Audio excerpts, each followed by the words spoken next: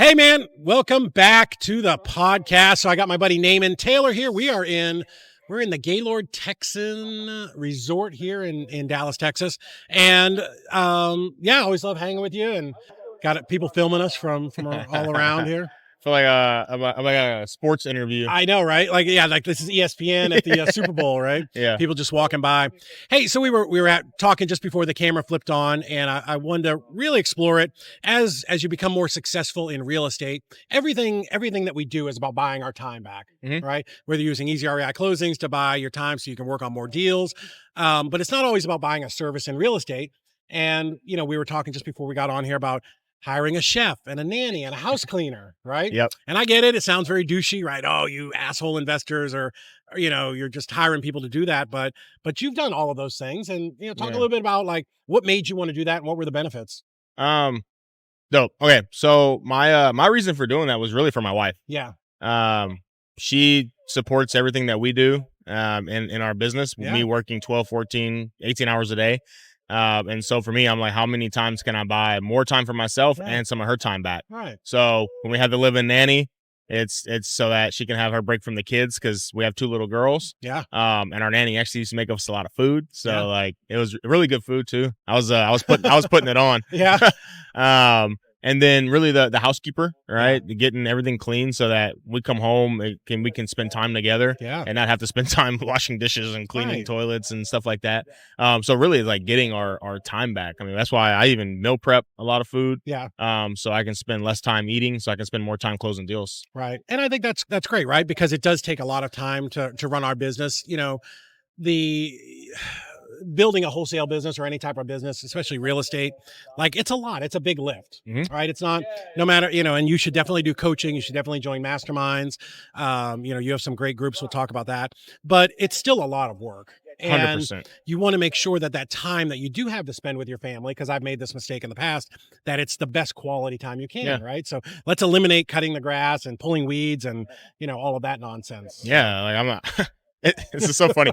I'm not cleaning my pool. I'm not cutting my grass. Like, I'm not doing any of that because we're working, right, and we're producing, the money to be able to afford to do stuff like that. Right. So it's like if I can have somebody where I don't enjoy cleaning my pool, I don't enjoy cutting my grass. Yeah. So it feels like a task. Yeah. So Yeah, and for me, I charge $500 an hour for consulting. Sure. So is this a $500 an hour task? Right. No. How many people can I get to do consulting that need help with their business, and then instead of cutting my grass, I'm doing that. Yeah. Right. And so like that's the trade off for me, because I enjoy consulting. It's a lot of fun, help people grow their businesses. Right. And I don't enjoy cleaning my pool. So I actually did enjoy sweeping my pool. I would go out there and stand at night and sweep the sides and doing all that. But yeah, I didn't enjoy doing the grass or going to pick up mulch or Bro, my backyard is turfed.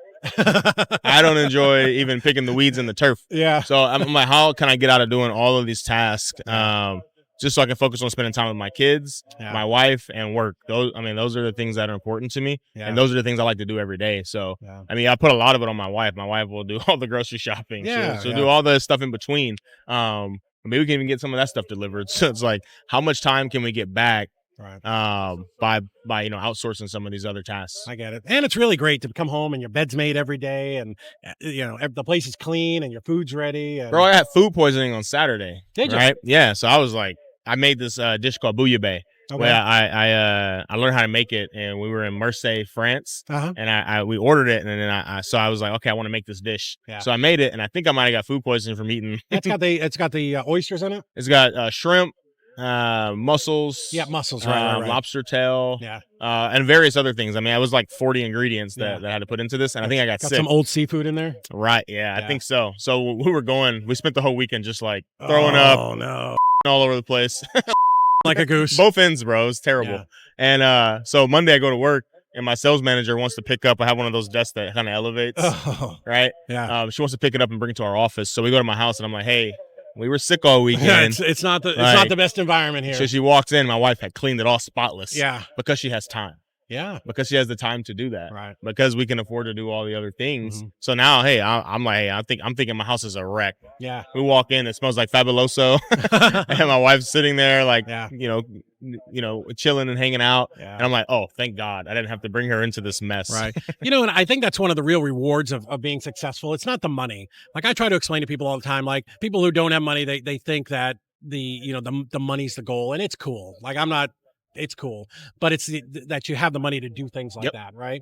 To create those experiences or that lifestyle that really is what you want, right? Where you don't have to do the, go out and pressure wash the driveway and do all that kind of nonsense. I saw a post by Bradley one time. He said comfort starts at 20 grand a month. Yeah. And this is before I was making 20 grand a month. Yeah. And I went in the comments and everyone was just blasting this guy. And I'm we'll get a million comments from this shit. And so I'm like, now me make more than 20 grand a month. I'm like, well, he was absolutely right. Yeah. Because what I thought was comfort was actually very uncomfortable. Yeah. But I hadn't got to that point yet. I hadn't developed myself as a business person, as a man, as a leader, to be able to put myself in that kind of position. Right. That he had. Yeah. And so those comments were absolutely bananas. And I remember reading those and looking back now, I'm like, well, he was 100% correct. Yeah. And I think, you see that, and that's kind of to talk about outsourcing or, hiring a team member or, whatever it is, but you have to find a way to duplicate yourself. There's only so much you can do. And I don't know, have you read, God, what is it? Dan Martell's book, Buy Back Your Time, Dan Martell. I haven't read that yet. Dude, change your life. I was, when I was driving down to see Chic in Florida, over Christmas, I listened to it both ways. And, what he talks about is clearly, you as the business owner, me, you, like nobody's going to work as hard as you. Get that fantasy out of your head. You are going to work harder than everybody else because it's yours, right? But the people that you surround yourself with, maybe they're going to do 80%. Yep. Right? But you get 2 or 3, 4 people doing 80% of what you're doing. It's 240%. It sure is, man. And you know what? It's 100% not you. Yeah. Right? And that's how you scale. So you have to be able to accept, like, you can't be that guy. We get clients every so often, like, I'm a control, and they wear that like a badge of honor. I'm like, bro, like, what are you doing? I'm the opposite of the micromanager. Right. I'm like, I will give you enough rope to hang yourself. Yeah. I will. Yeah. And right when your legs are kicking, I'll come in and save you and be like, all right, let's fix it. Yeah. Because we've been able to do exactly that, which is duplicate ourselves. Yeah. In all different aspects of the business. So I've duplicated myself 3 times now on the act side. Mm-hmm. All my guys are just as good as me. Right. Love it. It's like I poured into them for 6 months. Yeah. And now they're just as good as me, if not better. Now. And then Jesus has done the same thing on the ops side. Mm-hmm. Man, we got a girl in Egypt that is just as good as him. Really? She is badass. She runs damn near basically a call center. And then on the dispo side, you introduced me to my dispo manager. I did. Abby. Yeah. She's as good as anyone else I've ever hired before. Dude, I had never, for Abby, nice to, glad you got hooked up. I had never actually talked to her or heard her voice. I'd only, messaged with her back and forth. And she did the review for Easy. I'm like, oh my God, she's got an accent. Mm-hmm. She's not the voice you expect to come out of that mouth. No, and she's badass. So we've been able to like replace ourselves and our leadership team a bunch of different ways by bringing in the right people that are good culture fits, hard workers. And we found people that actually do treat it like their business, that do 90 to 100%. Yeah. And that's what you want, right? Like, there's a guy that's Team Architects. Golly, I got no memory today. I'm like flushed after being up on stage. Steve Richards. So I was we had him as a consultant for a little while, and he explained that like not everybody's going to stay with you forever, right? Nope. And out of every 10 people you hire, you're looking for 1 or 2, right, that are going to buy in and believe in what you're doing and your vision, and they're going to be on board and they're going to care the way you care.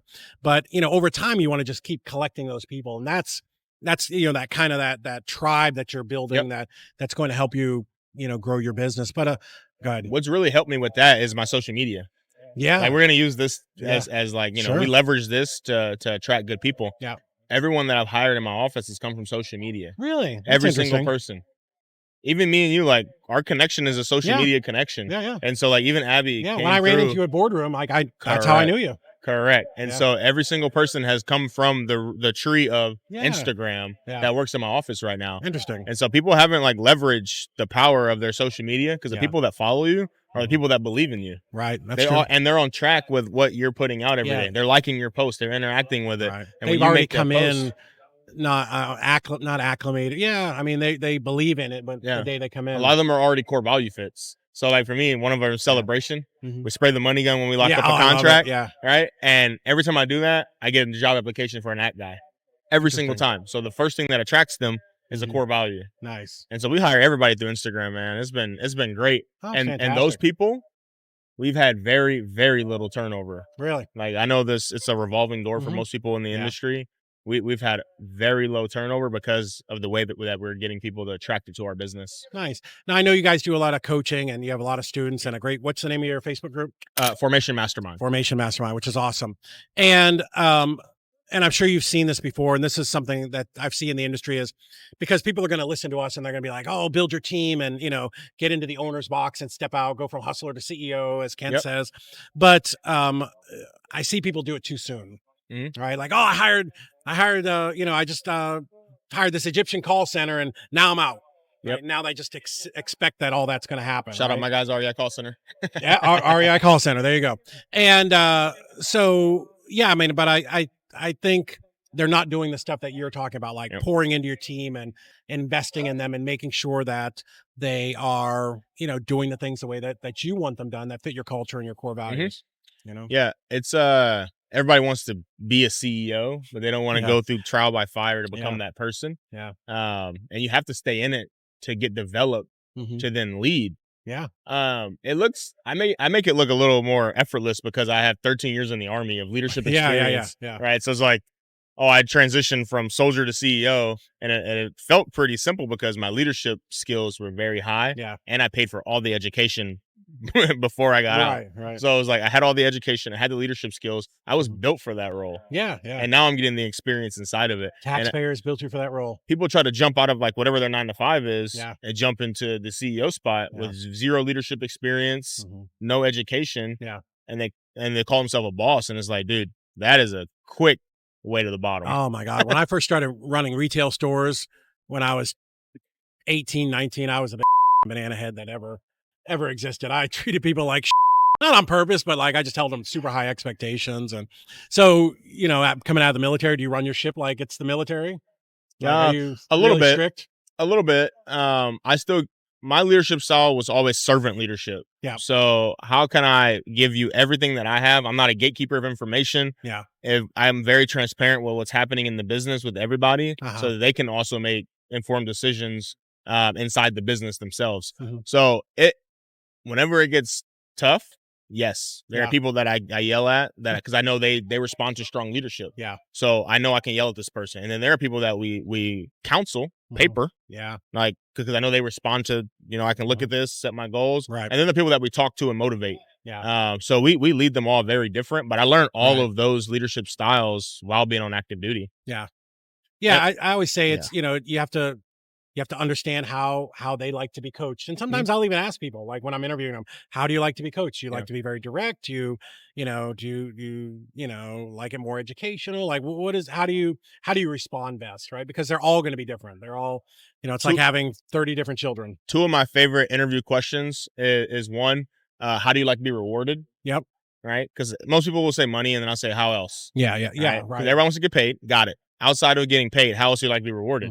Like, how well do you know yourself? Yeah. Right. Yeah. Cause it's not always money. Like they will say money, but I don't know about you, but I've offered so many times like year-end bonuses, like I'll give you cash if we hit this number, or I'll take you on a cruise. And they're like, yeah, but it really doesn't motivate them. That's not really at their core. What gets them out of bed. What is it exactly? Yeah. And then the other one I like to ask is how do you deal with rejection? Right. Because dude, this phone sales game, it ain't nothing but constant rejection over and over and over and over again. And so I like to get those 2 answers from people. Right. So I know how they respond to rejection and how they like to be rewarded whenever they don't get rejected. I've never done this, but I've seen people talk about it when you're interviewing somebody, just right out of the bat go, you know what, Sheik, I don't know that you're really a good fit for this. I don't know. I just don't know if you'd be a good fit in our company. And then you just let it hang there and see if they push back at all. If they just go, cool. If they go, oh, okay, and they get up and leave, then you clearly they would not have handled rejection. Yeah. But if they're like, no, man, I could do this. I've done this. I can definitely add value. Oh, okay. Now let's finish the conversation. Sell yourself a little bit. Right. Yeah. Because my God, if you fold under that little bit of pressure, I mean, any salesperson that's worth a damn wouldn't fold there. Right. Like if that's mainly what we're hiring most of the time is like salespeople.